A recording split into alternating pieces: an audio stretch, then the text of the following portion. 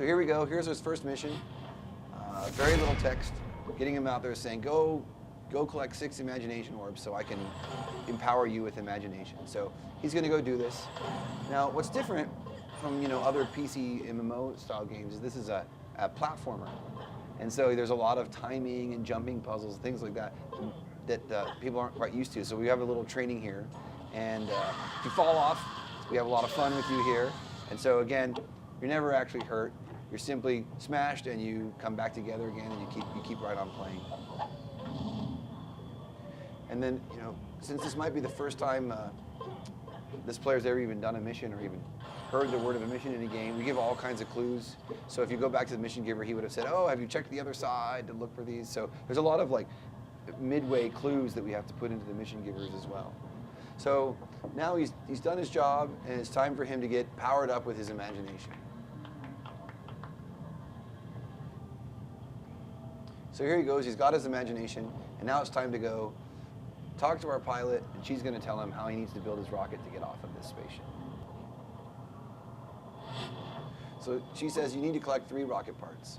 So far he's got a middle piece. He needs to get a nose piece and a tail piece.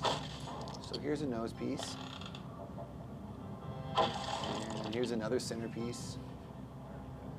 And he doesn't know where the other one is, and she says, hey, have you tried looking up? And it's like, sure enough, there are the other pieces. So this is the first time he's going to actually use imagination. So he's got to build this jumper. And this will consume some of his imagination to do this task.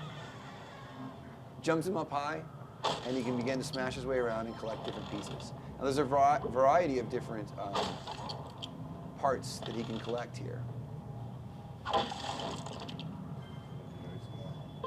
So if he gets all of the same kinds of parts to complete a set, he'll complete an achievement. So he just found all 3 classic rockets, which gives him a shirt.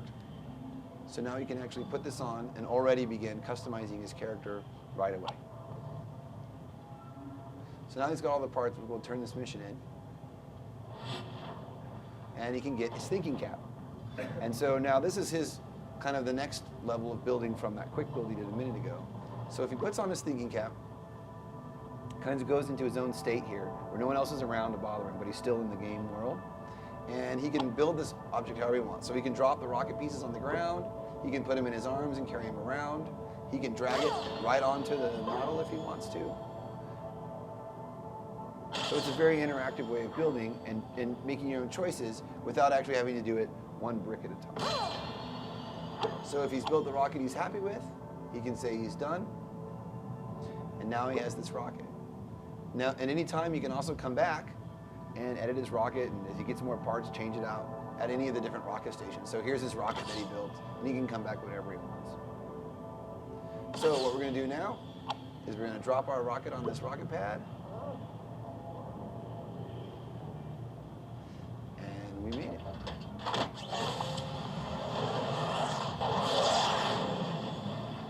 So we're going to head off to one of the first sort of broken planet fragments now. This is called Avant Gardens. And this was once a very peaceful place that's been infected by the maelstrom. And now you've got to go in and help figure out how you're going to clean that up. So here he comes.